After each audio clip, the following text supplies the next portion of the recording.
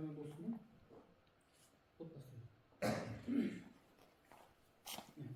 Саламатсыздар ма, құрметті қоғамдық тыңдауға қатысушылар және жергілікті тұрғындар, әріптестер. Қоғамдық тыңдауға қош келдіңіздер. Менің есімім Ақтөбаева Ақтөбе Амангелдіқызы, Ақтөбе облысы Мұғажар ауданы Құмсай ауылдық округі әкімдігінің бас маманы болып табыламын. Байкен X жауапкершілігі шектеулі серіктестігі Ақтөбе облысында Ақсу учаскесінде пайдалы қатты қазбаларды барлау жобасына әзірленген қоршаған ортаға ықтимал әсер туралы есеп жобасын талқылауға шығарылып отыр. Қоғамдық тыңдау Қазақстан Республикасының экологиялық кодексінің 73-ші бабына және Қазақстан Республикасы экология, биология және табиғи ресурстар министрінің міндетін атқарушысының 2021 жылғы 3 тамыздағы 286 қоғамдық тыңдаулар өткізу қағидаларын бекіту туралы бұйрығына сәйкес өткізіліп отыр. Бүгінгі қоғамдық тыңдаудың тапсырыс берушісі Байкен X жауапкершілігі шектеулі серіктестігі болып табылады. Жиналысты бастамас бұрын қоғамдық тыңдаудың хатшысын сайлап және регламентті бекітіп өтсек. Қоғамдық тыңдаудың төрағасы ретінде жоғарыда айтылған қоғамдық тыңдаулар өткізу ережесіне сәйкес жергілікті атқарушы орган өкілі ретінде өзім төрағалық ететін боламын. Хатшысы ретінде біз бүгінгі қазір өткен жиынның сұрақ-жауаптарын бәрін хаттамаға енгізіп мемлекетке тапсыратын құзырлы тұлға ретінде араларыңыздан бір адам болса да болады, болмаса мен көмекшім Мұсаев Дінмұхаммедтің кандидатурасын ұсынамыз. Араларыңыздан хатшы дейтін бар ма, сұрақтарды өзім жазамын дейтін. Онда Дінмұхаммедтің кандидатурасын ешкім қарсы емес па? Қарсы болса, голосовать етсек, онда бір екен. Енді регламентті бекітеміз, соны. Олай болса регламентті бекіту. Қоғамдық тыңдауларға қатысушылар тіркеу 5-10 минут, келісілген уақытта қоғамдық тыңдаулардың ашылуы 5 минут, баяндамашы сөз сөйлеуі 10-15 минут, баяндамаларды талқылау 15-20 минут. Баяндамалар бойынша қоғамдық тыңдауларға қатысушылардың ескертулері мен ұсыныстары тыңдалады. Баяндамашылар өз кезегінде қоғамдық тыңдауларға қатысушылардың ескертулері мен ұсыныстарына жауап береді. Қоғамдық тыңдауларды қорытындылау. Осы регламентпен келісесіздер ме, қолдайсыздар ма? Белгілі уақыттары.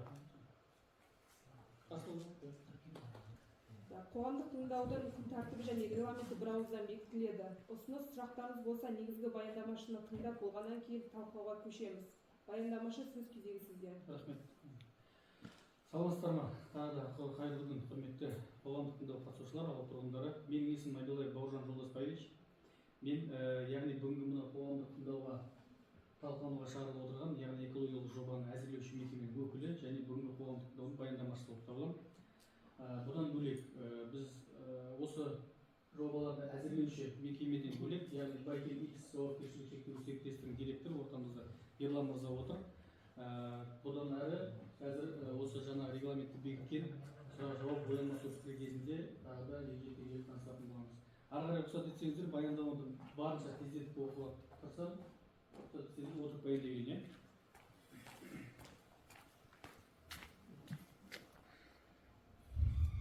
Қарастырылып отырған жоба, яғни бұл Ақтөбе облысында Ақсу учаскесінде пайдалы қатты қазбаларды барлау жобасын әзірленген қоршаған ортаға ықтимал әсер туралы есеп. Яғни бүгінгі талқылануға шығарылып отырған жобаның атауы.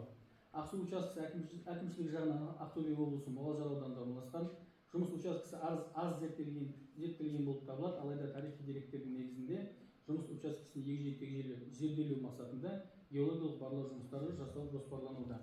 Геологиялық барлау жұмыстарының нәтижелері бойынша жер қойнауын пайдалану саласында қолданылатын қолданыстағы нұсқау талаптарына сәйкес өнеркәсіп стандарттары бойынша қорларды есептей отырып геологиялық есеп жасалады. Барлау жоспары 6 жылға тең берілген жұмыс мерзімін қамтиды, яғни бұл учаскені геологиялық зерттеу.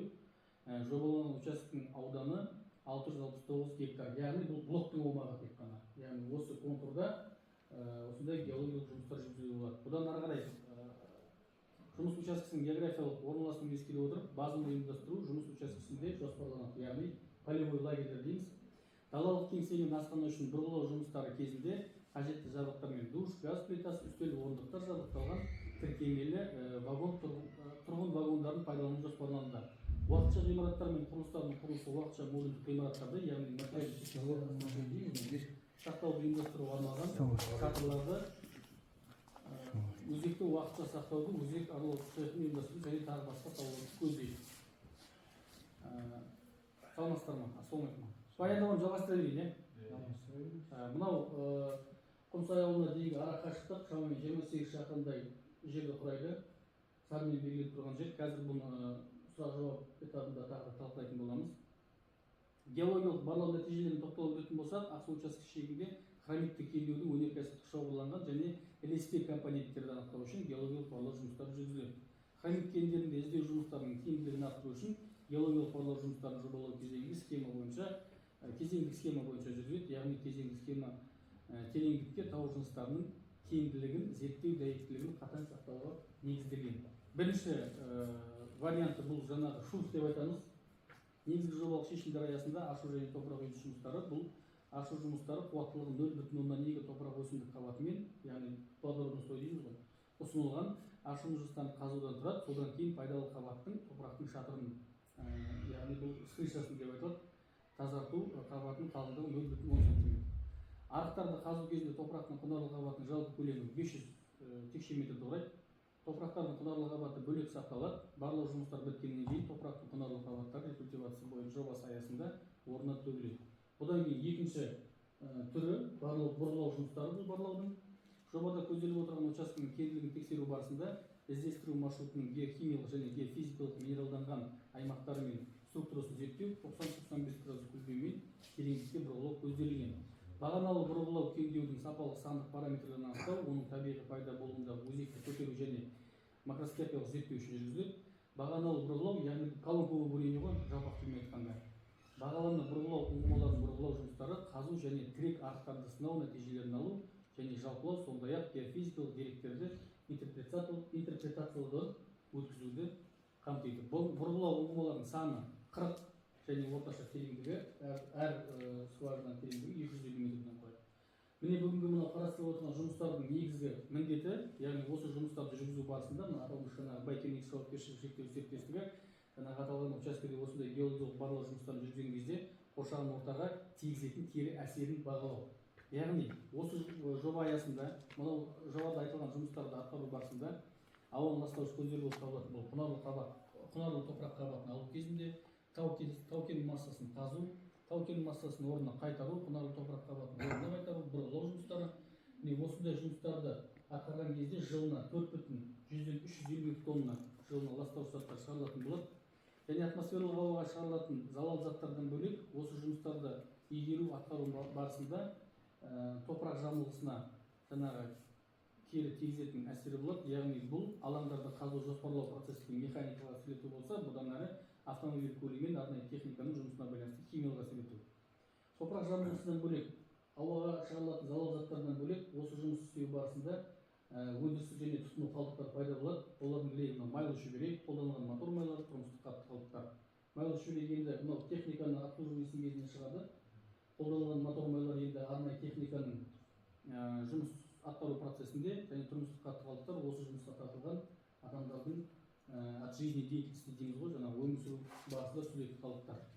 Бұл қалдықтар арнайы өзінің геологиялық жаңағы полевой лагерьдің шамасында өздерімен бірге алып жүретін болады. Және де тиісті келісімшарт аясында тұрмыстық қатты қалдықтарды арнайы полигондарға жөнелтіліп отыру осы жоба аясында міндеттелген бастамашы мекемеге. Бұдан ары қарай осы жаңағы біз айтып өттік қой, ауаға қоршаған ортаға кері тигізетін әсерін қадағалау мақсатында өндірістік экологиялық мониторинг қарастырылған. Еліміздің мынау Қазақстан Республикасының 182 бабының міндеттемелеріне сәйкес бірінші және екінші санаттағы объектілер өндірістік экологиялық бақылауды жүзеге асыруға міндетті. Аталмыш кен орнының ауаны ластауыш көздері бойынша өндірістік мониторинг, бұл операциялық мониторингті қоршаған ортаға эмиссиялы мониторинг, радиациялық және әсер ету мониторинг жүргізуді қамтиды. Нысанның жұмыс істеу процесінде туындауы мүмкін қоршаған ортаға кері әсерін ескере отырып, жобаланатын жұмыстардың қоршаған ортаға құрамдас бөліктерінің теріс әсерін болдырмау бойынша келесі шаралар қарастырылған. Яғни құрылғылар мен жабдықтардың техникалық жай-күйін бақылау бойынша өндірістік профилактикалық жұмыстар жүргізілген жұмыстардан қоршаған ортаға теріс әсерін қадағалау бойынша арнайы аккредиттелген лабораторияның көмегімен өндірістік мониторинг жүргізу, тұрмыстық қатты қалдықтарды және өндірістік қалдықтарды уақытында арнайы мамандандырылған полигондарға тасымалдау. Қысқаша айтқанда, құрметті қоғамдық тыңдауға қатысушылар, бүгінгі күнде қазір мынау Байкемикс жауапкершілігі шектеулі серіктестігі мемлекеттік экологиялық сараптамадан өтіп жатыр. Міне осы мемлекеттік экологиялық сараптама өту барысында жаңа жоғарыда айтып өткен қағидатқа сәйкес осы мынау қандай да бір өндіріс орны өзінің жаңағы өндірістік қызметін жүзеге асыратын болса, міне сол ауылға ең жақын шоғырланған ауылдардың халқымен осындай таныстыру жұмыстары осы экологиялық кодекстің талабымен осындай бастамашы өндірістік орындарға жүктелген. Міне сол мақсатты орындау, сол міндеттемені орындау мақсатында бүгін алдарыңызға келіп қазір мынау қай жерде осы ауылдан қандай мекеме, қандай жұмыстар атқарайын деп жатыр, және олардың қоршаған ортаға тигізетін әсерін бағалап, және де іс-шаралармен танысу, яғни халыққа хабарлама беру ретінде міне бүгін осындай қоғамдық өткізіп отырмыз. Қысқаша айтқанда біз жаңа айтып өттік, Байкеңнің X жауапкершілігі шектеулі серіктестігі осы күнде қызмет істеп жатыр қазір. Аталған Ақсу учаскесінде бұл бірінші этап, яғни этаппен бөлгенде бірінші барлау жұмыстары, бұдан кейін жаңағы 600-дің 2 және 2,5 жылында осындай полигон жұмыстар жүргізді, қалған 3 жылында подсчет запасов дейді, оны отчетін қорғайды тиісті құзырлы органдарда. Запастар белгіленіп болған жағдайда екінші этап бұл уже план горных работ деп аталады, тау-кен жоспары. Бұл негізі уже сол кен орнының контурларын белгілеп, уже сол жерде разработка стадия, яғни сол жерде пайдалы қазбаларды өндіру. Бұл кезде тағы да осындай қоғамдық тыңдау өткізілетін болады, но бірақ ол кезеңге өту үшін қазір осы белгіленген 6 жылдың ішінде Байкеңнің жауапкершілігі шектеулі серіктестігі аталған учаске аумағында геологиялық барлау жұмыстарын жүргізуді қарастырылып отыр. Геологиялық барлау жұмыстары жаңағы екі сипаттамадан тұрады, яғни екі түрі бар. Біріншісі жаңағы мына плюс ретінде шурф деп айтамыз. Қазір жаңағы общий объемы 500 метр куб деп айттық. Сол топырақты алып шығарылып және де орташа тереңдігі 250 метрден тұратын 40 скважина қазу көзделген. Осындай жұмыстарды атқару барысында жаңа 4,5 тонна бөлдік. Бұдан кейін жаңағы өндірістік қалдықтар және олар қайта жөнелтілді. Соның бәрін қысқаша баяндама түрінде барынша сыйғызып отырған. Құрметті төраға, осымен менің баяндамам аяқталды. Келесі саты бізде жаңа соғыдан келген қатысушыларға өз-өзін таныстыру дейін. Менің есімім Бауыржан Абилаев. Бүгінгі назарларыңызға ұсынылып отырған экологиялық жобаны әзірлеуші мекеменің өкілі болып табыламын. Және де менен бөлек осы Байкең X жауапкершілігі шектеулі серіктестігінің директоры Ерлан алдарыңызда. Қоятын сұрақтарыңыз болса, осы мынау өндіріс алаңына қойылатын, қай жерде жұмыс істелетіні бойынша жаңа біраз мәліметтер айтып өттік қой. Сұрақтар болса, жаңа өздеріңіз таңдаған Дінмұхамед Мұсаев осы бүгінгі қойылған сұрақтардың бәрін хаттамаға енгізуіне жауапты болып табылады, және де видеоматериал арнайы YouTube каналына салып, управление природных ресурстың және де бір экземпляры хаттаманың акиматты постоянно болатын болады. Назарыңызға рахмет, сұрақтарыңыз болса. Баяндамашыға ұсыныс, пікірлеріңіз, сұрақтарыңыз болса, сұрақ қойыңыздар. Сіз сонда экологиядан келіп тұрсыз ба? Біз департамент экология ол мемлекеттік экология ол бөлек. Димаш қарашы, біз частный клубтамыз бар. Яғни осы жұмыстарды жүргізу барысында, яғни мына Байкең жауапкершілігі шектеулі серіктестігі біз сияқты экологиялық ұйымдарды жалдайды да, осылай жобасын жасап, қоғамдық тыңдау өткізіп, мемлекеттік экологиялық сараптамадан өтіп береміз. Мемлекеттік экологтар басқа, біз жеке экологтармыз. Яғни осы өндіріс қызметін атқару барысында қоршаған ортаға тигізетін кері әсерін бағалау және олар бойынша қандай іс-шараларды табиғат қорғау бойынша осы жобалардың аясында міндеттеп береміз. Мен осы экологиялық сараптаманы өткізу барысында протокол общественных слушаний деген бар, қоғамдық тыңдау. Бұл қоғамдық тыңдау біз бір ай бұрын газетке бердік, радиода бердік, хабарлардың тапсырысын іздік. Жаңа Нұрмет мырзамен келісіліп, ана порталда специально тұрды өзінің уақытында, және белгіленген уақытта бүгін сағат 11-де есік ашылды, мен Zoom қосылды. Қазір кез келген адам осы жиынға қатысып өзінің сұрақ жауабын, ой пікірін хаттамаға енгізе алады. Сол үшін жасалып жатқан дүние былайша айтқанда. Қай жерде болады сонда? Қай жерде жұмыстары ол? Бұл осы жерден бір 30 километр жерде бұл. Қай маңда? Направление сайт. Мынау Құмсай. Құмсай. Мынау Ақсу. Ага. Мына жерде тек тұр. Жалғыз Шемсай. Ашықсай Шемсай. Это жарық жақ қой. Бұл үкімет қоғамдық қатысушылар, бұл жаңағы блок. Мынау иә, айтып отырмын. 250 ғой енді. 600 гектар десек қана. Осы жерден мынау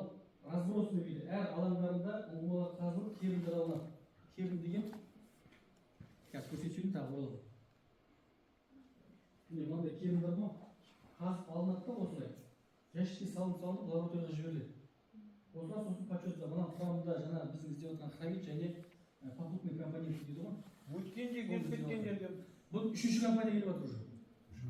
Алдыңғы жылы келген. Жоқ, өткенде осы бір ай бұрын ба келіп кетті. Бір ай бұрын Осылар жарылқап келіп жүрген жоқсыңдар ғой сендер. Қайсысыңдар? Мен сұраққа жауап беріп кетейін. Иә. Тоқтайын. Мынау керімді, мынау яғни осы қазып, осы керімді мақсаты сол. Мынаны алып тексереді. Если құрамында жаңағы бізге керек дүние болатын болса, екінші стадия қоғамдықта уже мына карьер деп тұр. Бұл пока карьер емес, бұл пока блок дейді.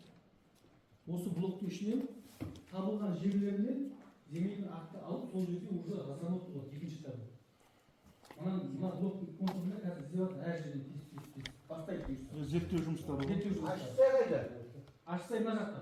Астырыпты ашсай. Мынау деген, мына не жақ болып тұр ғой, мына айбас жақ шығып тұр ғой мынау. Ашсай астыда. Мына жер Ақсу былай қарай. Өткен жерге келген жер деген ана не жақ тұр ғой? Құмбұлақ жақ қой бұл. Мына құмбұлақ жақ мынау. Кешендер аға олар басқа бастамақ. Бұл жерде қазір геологиялық комитеті өзінің сайтында қай жерлерде пайдалы табиғи қазбаларды өндіруге болатын участок белгілейді. Бұлар жұмысшылар қалады?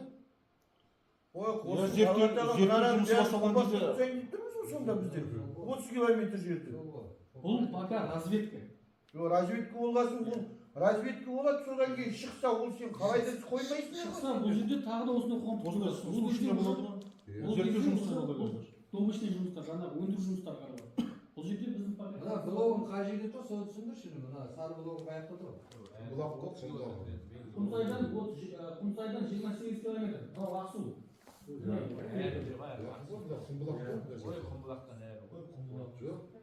Грейдердің ар жағы мынау.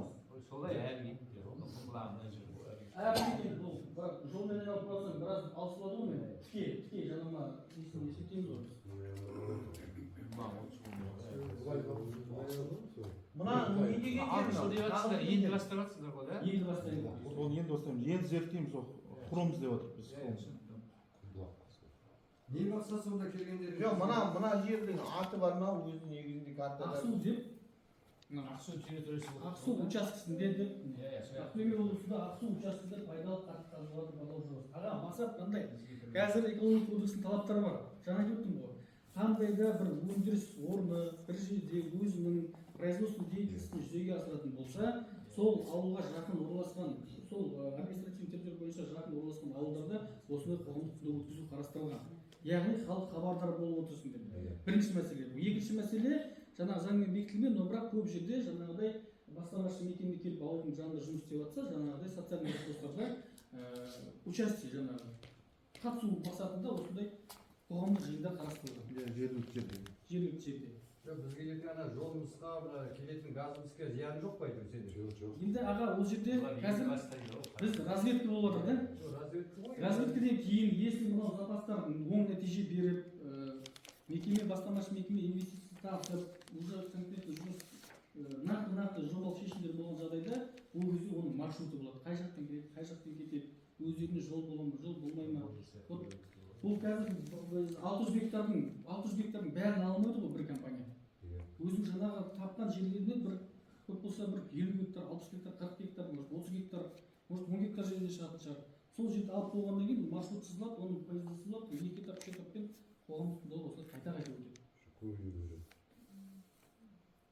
Бұл мақсат бұл жерде қазір ертең мына техниканы көрсеңіздер, кім не жұмыс істеп жатқанын біліп отыру мақсатында осындай халықты хабардар етіп, және олардың ұсыныс пікірлерін хаттамаға енгізіп, мына жергілікті атқарушы органның төрағалығына тұрғанды қазір. Осы жерде бір несі тұрсын деп жаңағы хабардар болып отыру мақсатында өткізетін жиын. Бұл жерде бірдей болып тұр ғой енді, да? Осы жерде қазір айтып отырмын, біз алдыңғы жылы келдік екі компания. Қопамен жалғасып кеткен жер. Қопа ғой Хантауда. Сол Қопамен жалғасып Қопада өткізді, осы жерде өткізді. Ол Миринвест деген компания. Оның да срок лицензия 6 жыл. Бұл 2 жыл қазақта, 2 жылдан кейін согласование жасады. Одан кейін жаңағы Заказ недр деген ұйым бар. Осы пайдалы қазбаларда контроль орган. Жауап беретін компания. Енді сіздің компанияңыз қаяқта? Алматыда ма? Байкер жауапкершілігі шектеулі серіктестік жоқ, Ақтөбенің компаниясы Астанада отырады. Астанадан келіп отыр бұл кісілер қазір. Инвестиция енді бұл жақтан болып тұр ғой.